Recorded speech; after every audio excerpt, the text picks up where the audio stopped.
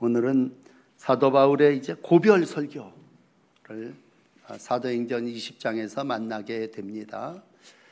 마지막 중에도 마지막 말씀이에요. 그래서 이 말씀을 마치고 배 타고 이제 바울은 떠나게 됩니다. 오랫동안 에베소 교회 목회를 하면서 이제 자기가 가야 하는 길이 이곳에 안주하는 것이 아니라 예루살렘을 향하는 길이라 생각하고 밀레도라고 하는 섬에서 교회의 장로들을 초청합니다. 그리고 자기의 결심, 또 자기의 지난 날들의 삶, 그런 걸 이렇게 오픈하면서 이제 마지막 설교를 하고 있습니다.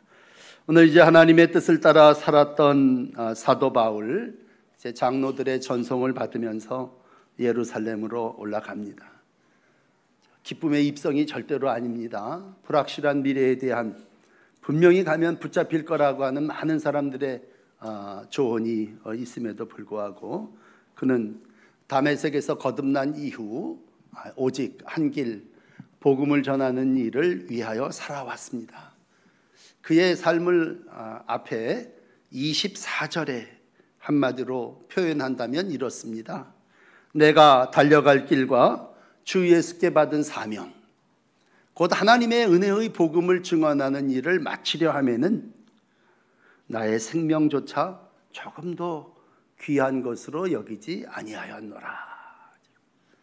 정말 생명조차 귀한 것으로 여기지 않고 받은 사명, 은혜의 복음을 증언하는 일을 잘 마쳤습니다.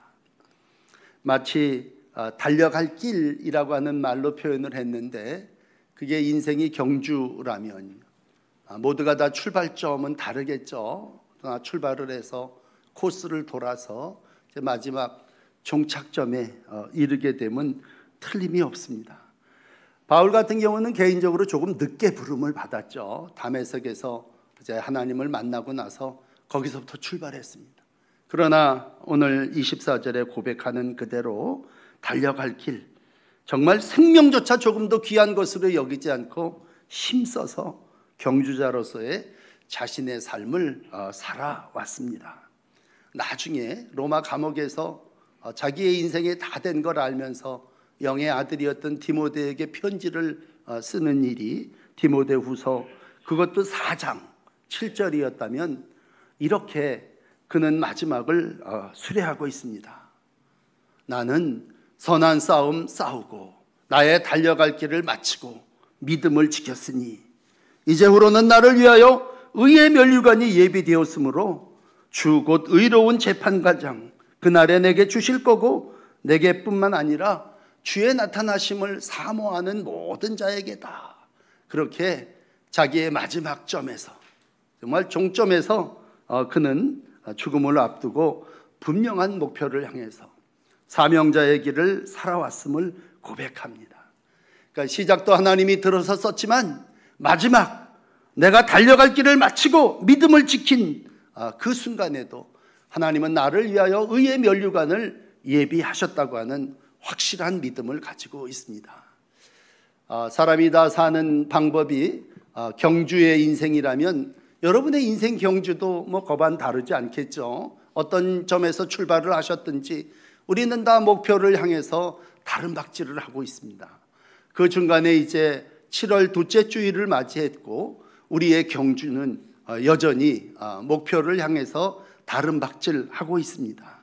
자, 이 지점에 오늘 우리는 먼저 믿음의 길을 잘 걸어갔던 사도 바울의 말씀을 나누기를 원합니다.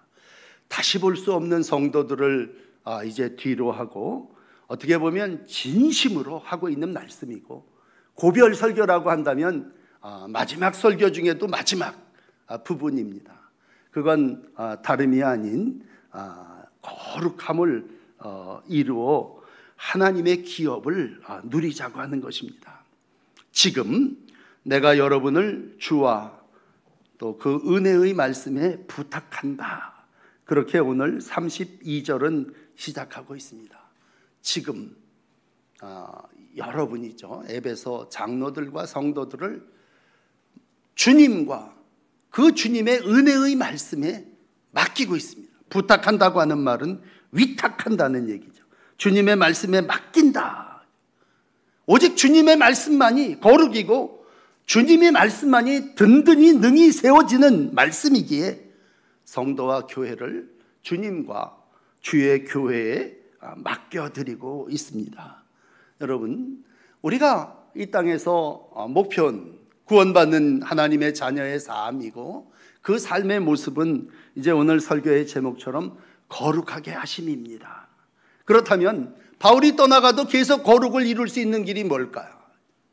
내 인생을 살아나가며 여러분, 내가 나를 연단 수련한다고 거룩해집니까? 거룩은 하나님께서 우리에게 주시는 것이라면 주님이 나를, 말씀이 나를 거룩하게 하시는 줄 믿습니다. 그러므로 거룩은 말씀으로 무장하는 거고, 내가 무슨 주기도문을 몇 번 외운다고 거룩해지는 게 아니고, 내가 말씀을 정해서 가슴에 품고 산다고 해서 그것이 부적이 돼서 나를 거룩하게 하는 것이 아니고, 주님과 주의 은혜의 말씀이 나를, 그리고 여러분을 거룩하게 하시는 줄 믿습니다. 왜? 거룩은 하나님의 것이기 때문에 그렇습니다. 거룩의 속성은 하나님이시고 하나님은 거룩하신 분이고 우리는 말씀과 기도로 거룩해질 뿐입니다. 그러므로 내가 나를 지킬 수 없기에 우리는 누군가가 위탁을 해야 되고 누군가에게 의지해야 된다면 바울은 에베소 교인들을 주님, 그리고 은혜의 말씀, 그것에 내가 이 성도들을 맡겨드립니다.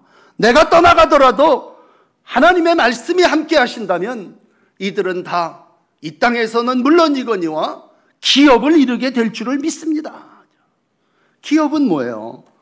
성도들이 천국에 가서 받을 상속입니다. 기업은 영원한 하나님의 나라입니다. 나중에 바울은 붙잡혀갔고요. 사도행전 26장에 가서 보시면 헤롯 아그리빠 왕의 앞에서 자기의 심정을 진술합니다. 그게 어떻게 보면 바울의 일생이고 내가 이렇게 개종해서 나 지금 이러한 삶을 살고 있습니다. 사도행전 26장 18절에 가서 보시면요, 내가 다메섹으로 가다가 왕이요, 아그리빠 왕이요, 하늘에서 해보다 더 밝은 빛이 나를 비췄습니다. 그리고 그 빛을 비추신 그이가 내가 너를 이스라엘과 이방에게 보내어 어두움에서 빛으로 사탄의 권세에서 하나님께로 돌아오게 하고 죄 사함과 나를 믿어 거룩하게 된 무리 가운데 기업을 얻게 하리라 하더이다. 그래서 내가 이 말씀을 가지고 평생을 살았습니다. 고백하고 있습니다. 그건 내가 거룩하게 됐고 내가 하늘의 기업을 얻게 됐고 이 기업을 얻게 하라고 많은 사람들에게 죄 사함과 거룩하게 하는 역사를 하나님이 이루었다면 하나님은 오늘도 에베소 교인들을 주님께서 또 은혜의 말씀으로 거룩하여 든든히 세워질 것을 믿고 있습니다. 그러므로 거룩한 성도, 우리가 다 성도라고 하는 이름을 가지고 산다면 거룩한 성도 어떻게 이루어갈 수 있습니까? 하나님과 하나님의 말씀에 의해서 이루어지는 줄 믿습니다. 전적으로 하나님의 말씀을 의지하시고 주님께 붙잡혀서 든든히 서가시는 복된 날들이 되시기를 바랍니다. 바울은 모든 교회마다 다 그렇게 에베소서를 쓰면서 에베소 교인들에게 1장 13절에 그 안에서 너희도 진리의 말씀 곧 너희의 구원의 복음을 듣고 그 안에서 성령의 인치심을 받아서 약속한 성령으로 기업의 보증 하나님의 은혜를 이루어 나가게 됐다, 이렇게 말씀하고 있습니다. 골로새 교인들에게는 편지 쓰면서 골로새서 1장 24절에 보면 하나님이 너희를 위하여 주신 직분을 따라 하나님의 말씀을 이루기 위하여 오늘 하나님께서 여러분들을 거룩하게 하셨다, 그렇게 말씀하고 있습니다. 그러므로 바울은 이제 당신의 목표인 사명을 감당하는 길을 떠나면서 이 남겨두어야 할 에베소 교회 장로들과 성도들 앞에 29절에 보면 이런 말을 해요. 사나운 이리가 여러분에게 들어와서 다 회방할 거다 하죠. 유혹할 거다. 오늘 성가대 참 찬양을 귀하게 해주셨는데, 환난 유혹이 와서 넘어질 수밖에 없고, 많은 이단과 율법주의자들이 그걸 일이라고 하는 말로 표현을 했는데, 내가 떠나가면 분명히 이리떼들이, 거짓 교사들이 다 너희를 해치고 넘어뜨리게 할 것이다. 그럴 때에 우리가 마지막까지 기업을 이룰 수 있는 거룩하게 하시는 방법은 오직 주님과 주님의 말씀이라고 하는 것입니다. 오늘도 거룩이 하나님의 말씀으로 이루어짐을 다시 한번 확인하시면서 거룩을 하나님과 그 말씀으로 이루어 가시는 복된 거룩한 하나님의 자녀들이 되시기를 축복합니다. 두 번째는 바울은 자기의 예를 들고 있습니다. 나 어떻게 살았냐? 자신의 삶을 본보기로, 내가 모본을 보였노라, 이렇게 33절의 말씀을 시작합니다. 그 거룩을 이루어 나간 자신의 삶의 예는 그렇습니다. 나는 33절 아무의 은이나 금이나 의복을 탐하지 아니했다. 내가 지금까지 사명자로서의 삶을 살아나갈 수 있었던 것은 내가 탐심을 물리쳤다고 하는 얘기입니다. 여러분, 육체의 욕심이 여러 가지 있겠습니다만 거룩을 이루어 나가는 과정에서 우리가 오늘 극복해야 될 것은 탐식입니다. 탐심, 그것은 물욕이죠. 탐심을 물리치는 것이 곧 거룩입니다. 이걸 웨슬리 목사님은 성화라고 하는 말을 썼다면, 거룩함에 이르는 삶은 나 자신을 깨끗하게 하는 방법은 여러 가지 것 중에 바울은 자기 자신의 예를 들어서 나는 은과 금과 의복을 탐하지 않았다. 그러니까 내 마음에 탐하고자 하는 마음, 그걸 버렸다고 하는 것입니다. 탐심이 우상숭배라고 자주 말씀을 하셨지만, 예수님은 일찍이 산상수훈을 통해서 모든 제자들에게 재물에 대하여 말씀할 때 마태복음 6장 19절은 이렇게 얘기합니다. 너희는 너희를 위하여 보물을 땅에 쌓아두지 말아라. 거기는 좀과 동록이 하며 도적이 구멍을 뚫고 들어와 도둑질하느니라. 오직 너희는 너희를 위하여 보물을 하늘에 쌓아두라. 거기는 좀이나 동록이 해하지 못하며 도둑이 구멍을 뚫고 도둑질 못하느니라. 그러면서 이런 말씀하시죠. 오직 내 보물이 있는 그곳에 내 마음도 있느니라. 예수님은 이미 마음에 어떤 마음을 가지고 있느냐에 따라서 라고 하는 말을 할 때, 보물이 있는 곳에 내 마음이 있다 라고 하는 말씀을 통해서 마음을 어디에다 두느냐라고 하는 것이, 그 마음이 우상숭배에 있다면 그건 거룩을 이룰 수 없음을 말씀해 주십니다. 오늘 사도 바울은 두 번째로 거룩해지는 삶의 물욕을 이기는 방법을 자족이라고 얘기하고 있습니다. 34절에 보시면 아마 이렇게 손을 들었을 거예요. 이 손으로 나와 내 동행들의 쓸 것을 충당했다. 바울은 직업이 장막을 만드는 일이었습니다. 그는 장막을 만들면서 복음을 전했습니다. 그 이유는 탐욕을 물리치기 위해서입니다.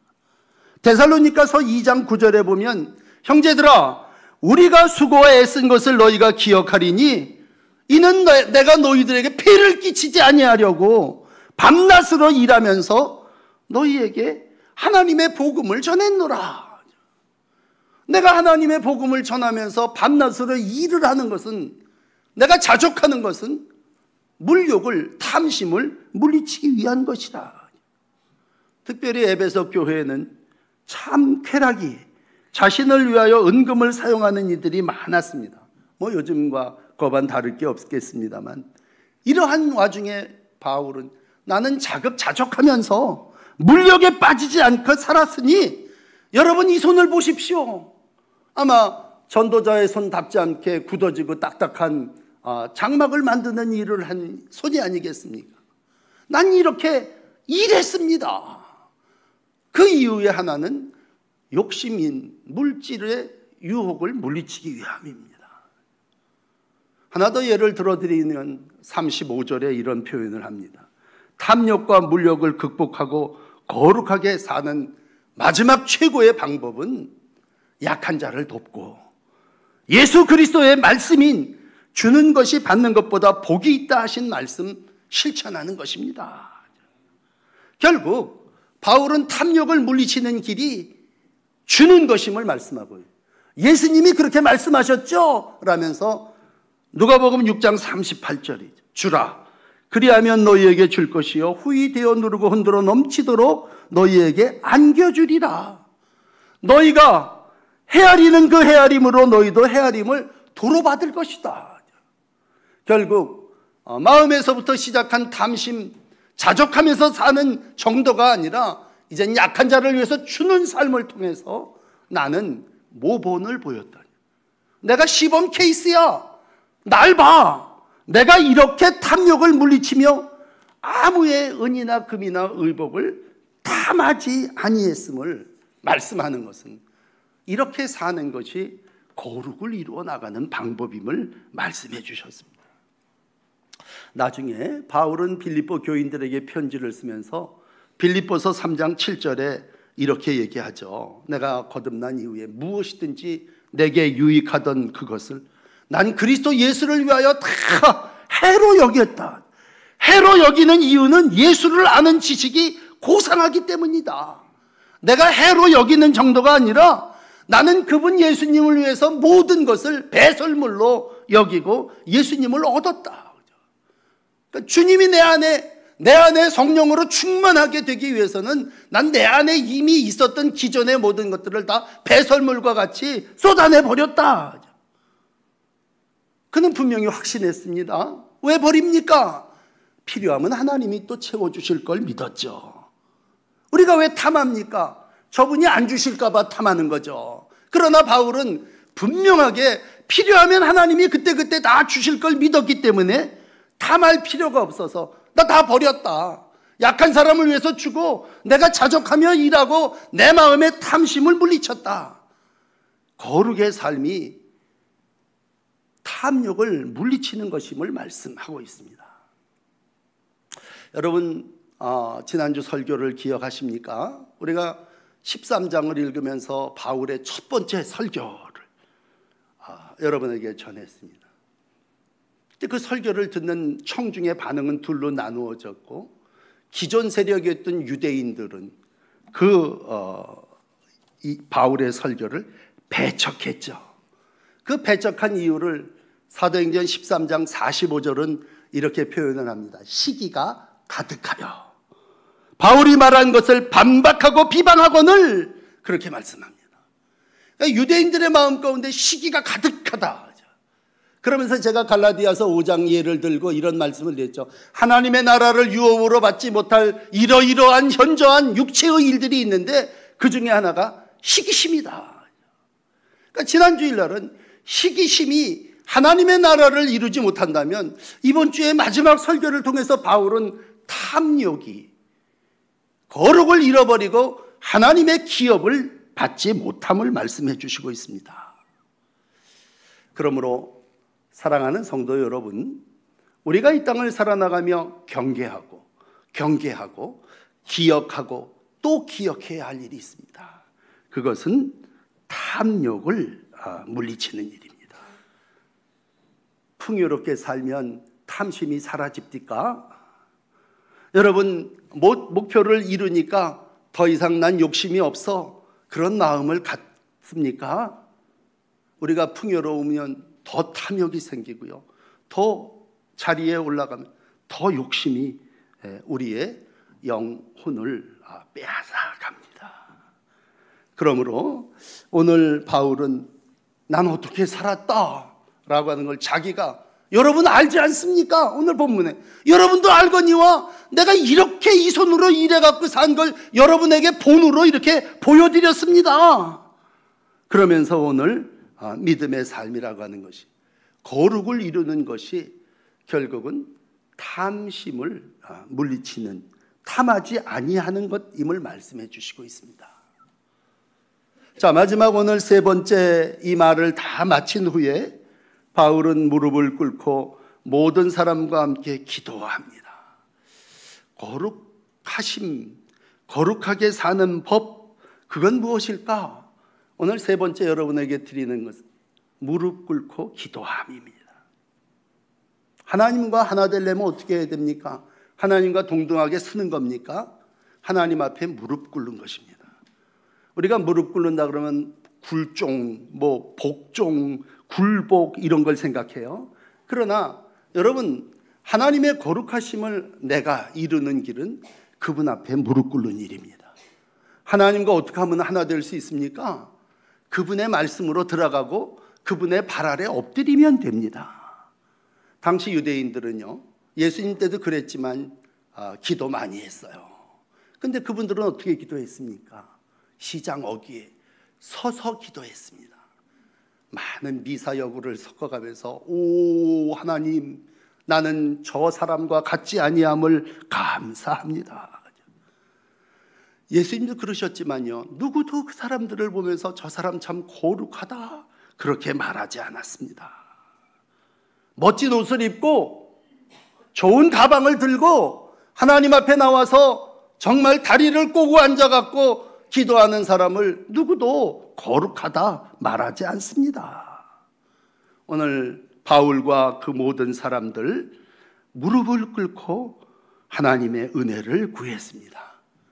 에베소서 3장 14절은 뒤에 이런 말을 해요. 무릎을 꿇고 비노니 영광의 풍성함을 따라 그 성령의 나타나심으로 속사람이 능력으로 강건해지기를 원한다고 할 때, 여러분 무릎을 꿇고 기도하는 자에게 하나님의 거룩하심이 임합니다.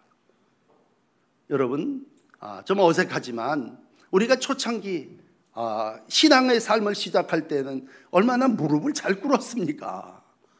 그러나 이제는 불편해가지고 정말 무릎 꿇는 것을 거부한다면 모든 것을 다 마친 후 이 말을 한 후 무릎을 꿇고 그 모든 사람과 함께 기도하니 라고 하는 이 36절이 여러분의 거룩의 훈련이 되시기를 부탁합니다. 또 하나의 방법을 일러드린다면 바울은 이렇게 무릎을 꿇고 기도하고 난 다음에요, 눈물로 함께 얼싸안고 크게 울며 입맞춤 모습. 37절이에요. 이제 끝절이 다가오는데 마지막 바울은 자기가 이렇게 살았습니다 그리고 끝나는 게 아니라 부둥켜 안고 큰 소리로 엉엉대면서 통곡하고 기도했습니다. 물론 앞에 19절에 자기의 에베소 교회를 향한 목자의 심정을 이렇게 표현합니다. 모든 겸손과 눈물이며 내가 여러 가지 유대인의 단계로 말미암아 당한 시험을 참고 주를 섬겼는데 그건 다른 게 아니라 겸손과 눈물이었다. 여러분, 오늘도 내가 어떻게 하면 거룩해질 수 있어요? 목사인 저에게 물으신다면 사도 바울은 마지막까지 무릎을 꿇었고 눈물로 기도했습니다. 그것이 마지막까지 자기를 지키는 거룩의 비결이었습니다. 그렇다면 우리는 무릎 꿇음도 잃어버리고 눈물도 잃어버렸다면 우리가 그냥 말씀과 기도로 거룩하여짐이니라 라고 하는 말씀이 우리 가운데 공허한 메아리가 될 뿐일 것입니다.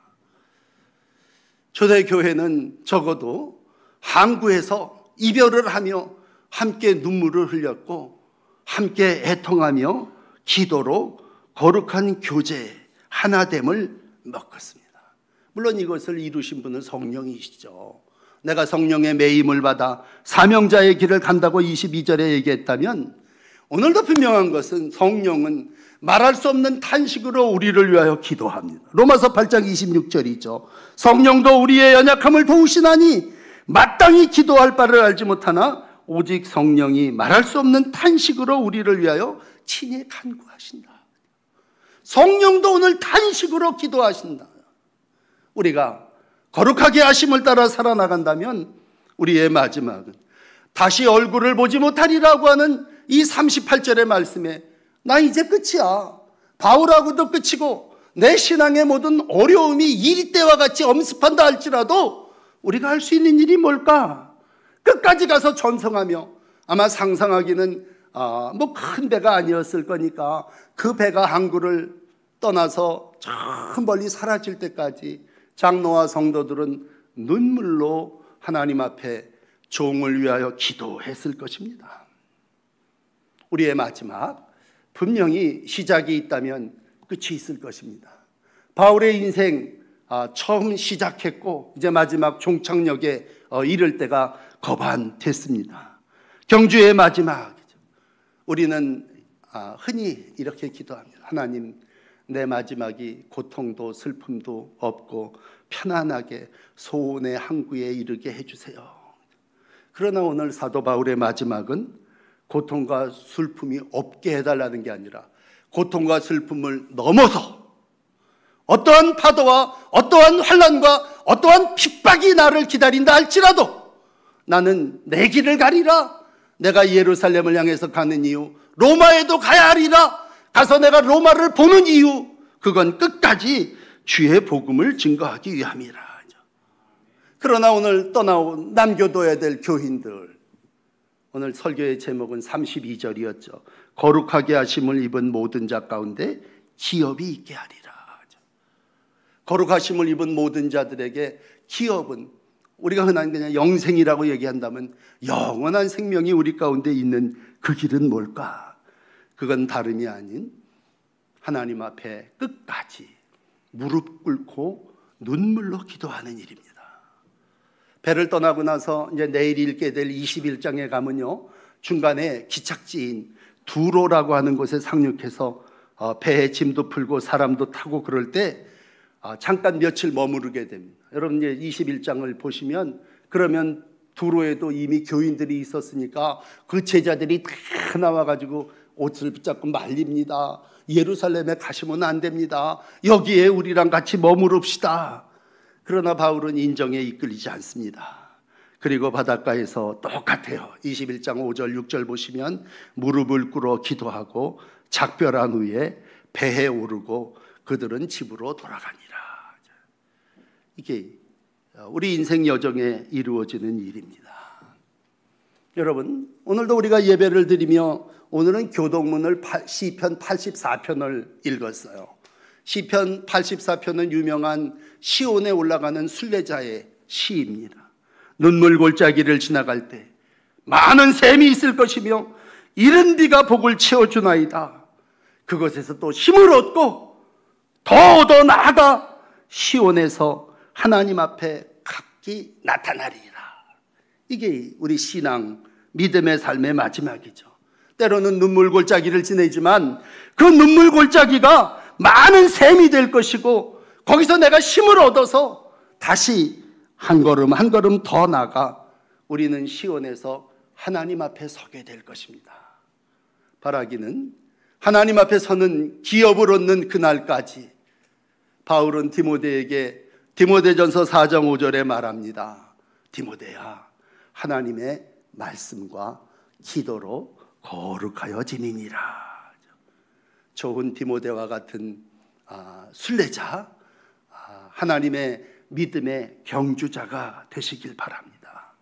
예수의 좋은 일꾼이 되어 여러분 믿음의 말씀, 그것으로 거룩하게 하시고 세상의 물욕, 그것을 물리치시고 기도로 거룩을 끝까지 이루어 가시는 복된 동인천교회의 성도 한 분 한 분 되시기를 축복합니다.